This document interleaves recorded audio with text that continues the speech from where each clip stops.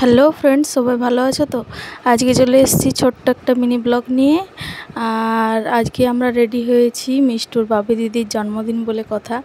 তো জন্মদিনে নিমন্ত্রণ করেছিল, তো সেই জন্য বাড়ি সবারই নিমন্ত্রণ ছিল।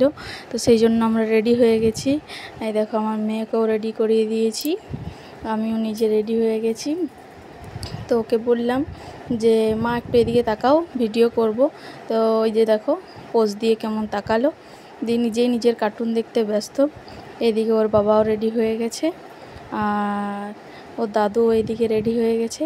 তো ওর বাবা প্রথমে ওর দাদুকে পৌঁছে দিয়ে আসবে, তারপরে আমরা দুজনে যাব। তো ওকে আমি বলছিলাম মিষ্টুর বাবাকে যে আমি তো তোমাদের সবাইকে ভিডিও করে দিই, আমার একটু ভিডিও করে দাও, নিজের ভিডিওতে নিজেকেই দেখাতে পারি না। তো ওই জন্য আমিও একটু পোজ দিচ্ছিলাম। তো তারপরেই দেখো চলে এসেছি অনুষ্ঠান বাড়িতে। তো এত ভিড়ের মাঝে ঠিকঠাক মতো ভিডিও করতে পারিনি, যতটুকু পেরেছি সেইটুকুই তোমাদের সাথে শেয়ার করছি। তো কেক কাটা হয়ে যাবার পর খাওয়া দাওয়া হলো। খাওয়া দাওয়া হবার পর একটুক্ষণ বসে পরেই আমরা চলে এসেছিলাম, কারণ প্রচণ্ড ভিড়ও ছিল আর গরমটাও ছিল প্রচুর। ওই জন্য মিষ্টু খুব কান্নাকাটি করছিল, একদমই থাকতে চাইছিল না। আর এই দেখো, ওকে ওই বার্থডে ক্যাপ টুপি পরিয়ে দিয়েছি, ও খুব খুশি। বাই।